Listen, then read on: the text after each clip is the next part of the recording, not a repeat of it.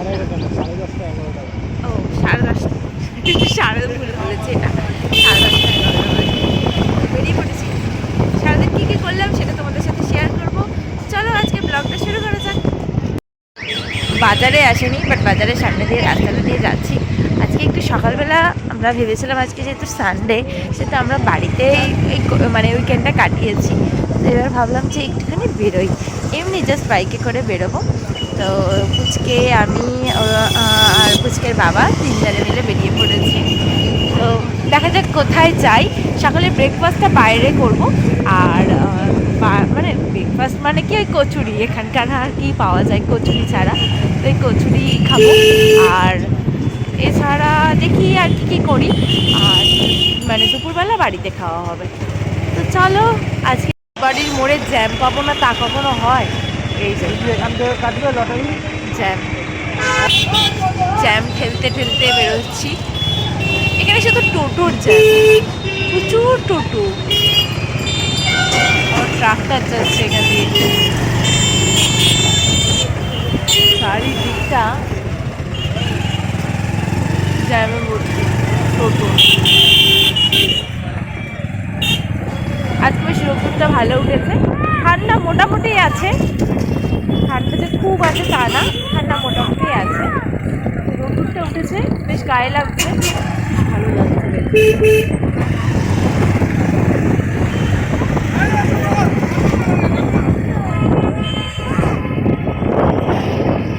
আবার এখানটা ফাঁকা।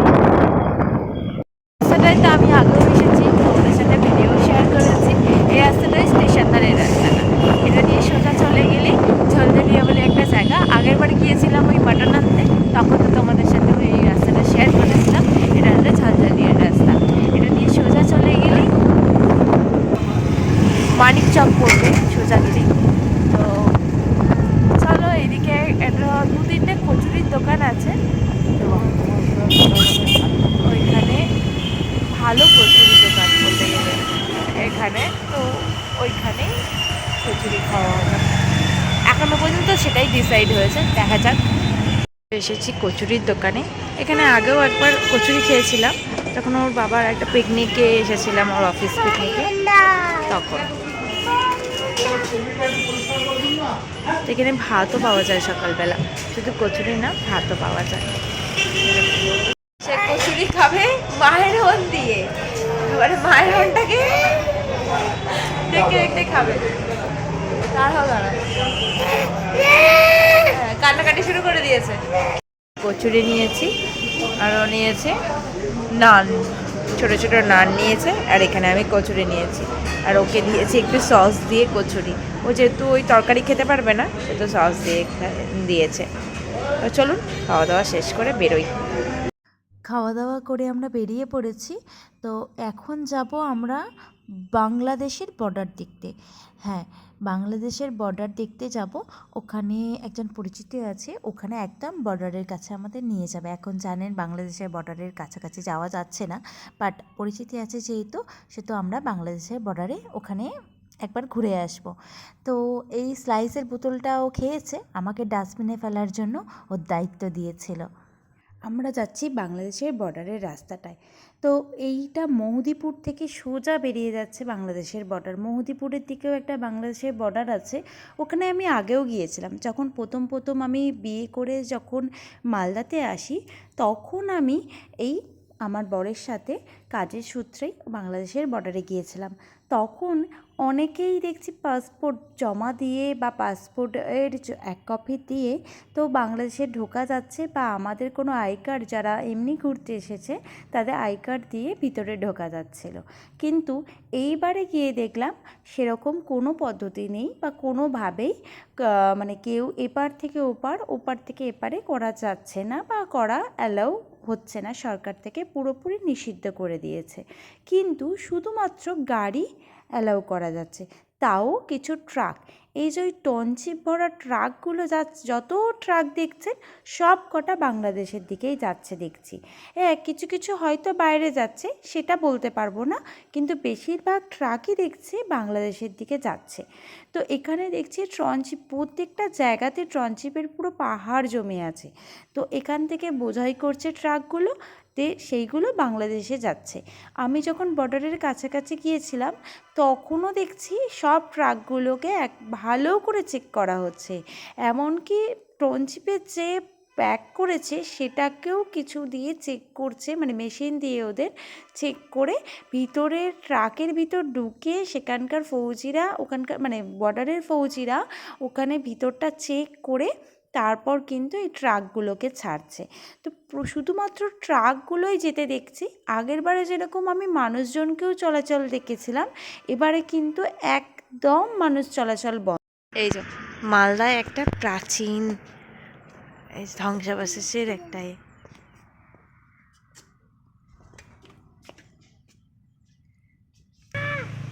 এই যে চামকাটি মসজিদ। এটা এই যে রাজবংশীয় সুলতান ইউসুফ শাহর দ্বারা নির্মিত হয়েছিল। এটা কত সালে হয়েছিল? 1475 খ্রিস্টাব্দে।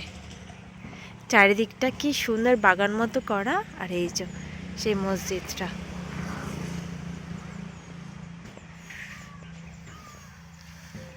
চারিদিকটা বেশ সুন্দর করে সাজিয়েছে। সরকার এটা নির্মাণ মানে প্রশিক্ষণে সমস্ত কিছু রক্ষণাবেক্ষণের দায়িত্বে আছে। দেখলাম এটা কোনো প্রাইভেট প্রপার্টি না, এটা সরকারের আন্ডারেই আছে।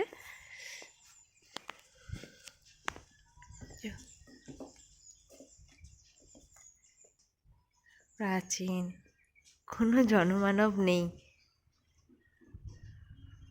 দেওয়ালগুলো কি মোটা মোটা।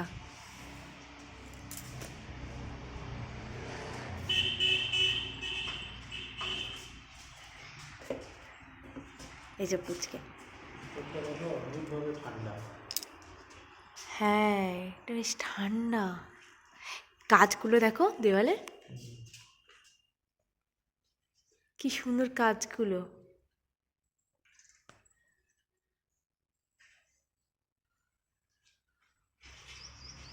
লাইটও মানে এখানে মানে লাইট সন্ধ্যা হয়ে গেলে মানে কিছুই পাবে না।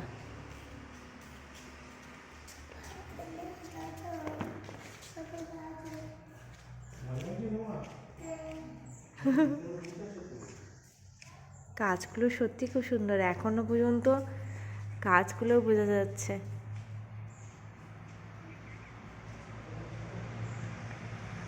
খুব সুন্দর।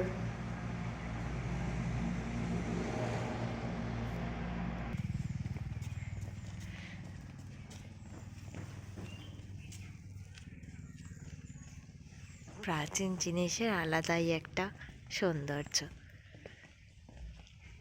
খুব সুন্দর দেখতে।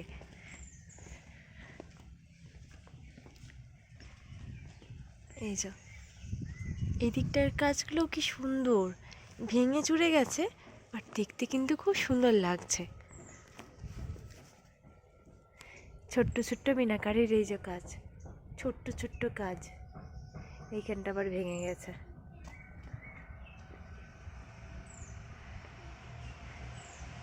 এই যে এখানটাও খুব সুন্দর দেখতে লাগছে।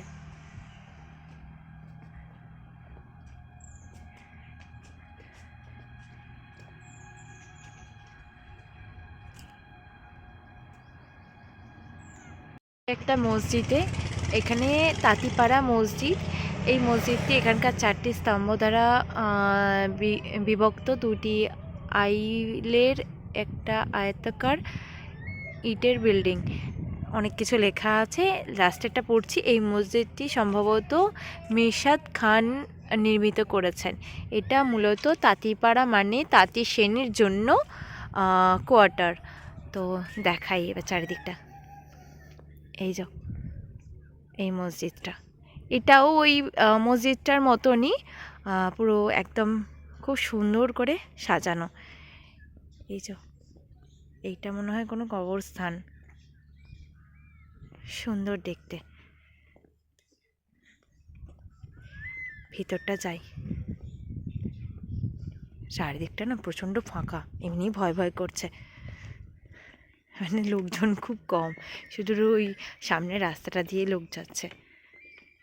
দেয়ালটার মধ্যে অদ্ভুত ক্ষুদ্র ক্ষুদ্র কাজ, কি সুন্দর লাগছে, খুব সুন্দর ক্ষুদ্র ক্ষুদ্র কাজ।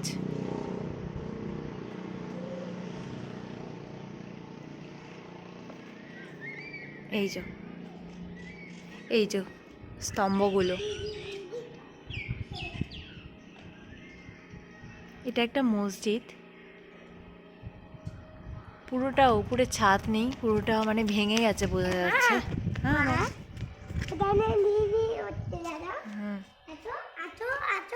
হ্যাঁ যাচ্ছি, এই দেখো তারা যাচ্ছি, এই গাছটা দেখো কি সুন্দর। এই যে কাঠবেড়ালিটা মানে উপর থেকে পড়ে মরে গেল, কি অবস্থা। এই যে ছি,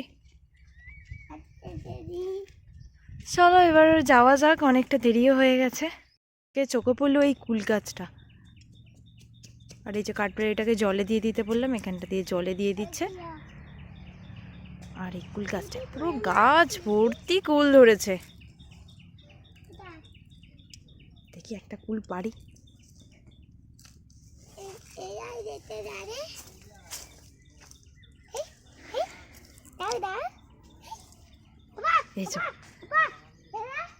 এখনো সেরকম পাকেনি, হালকা কাঁচা কাঁচা আছে। চলে এসেছি বাংলাদেশ বর্ডারে, এখানে সব চেকপোস্ট আছে, এখানে সেই ট্রাকগুলোকে চেক করে করে ঢোকাচ্ছে। এই যে বর্ডারটা,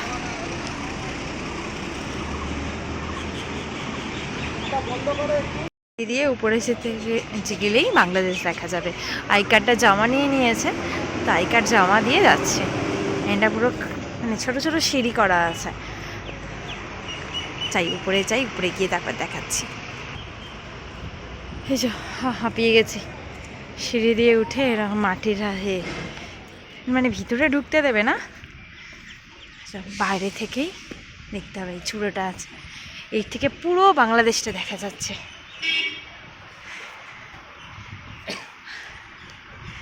কত আম গাছ, পড়লে পুরো শেষ। এই যে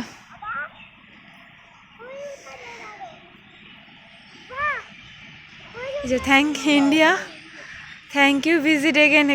এখানেই শেষ ইন্ডিয়া, ওই দিকটা পুরো বাংলাদেশ।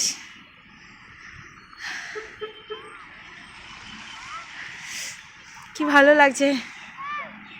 এটা যখন আমি প্রথম এসেছিলাম তখন এতটা ছিল না, সিঁড়িগুলো করা ছিল না, মাটির ছিল, পুরো গাছ, যতটা চোখ যাচ্ছে শুধু গাছ। কি ভালো লাগছে দেখতে। আজকের মতো ভিডিওটা এখানেই শেষ করছি, দেখা হবে নেক্সট কোনো একটা ব্লগে। যদি ভালো লেগে থাকে তাহলে অবশ্যই লাইক করে দেবে, আর কমেন্ট করতে কিন্তু একদম ভুলবে না। আজকের ব্লগটা কেমন লাগলো অবশ্যই কিন্তু কমেন্ট করে জানিও। আজকের মতো টাটা।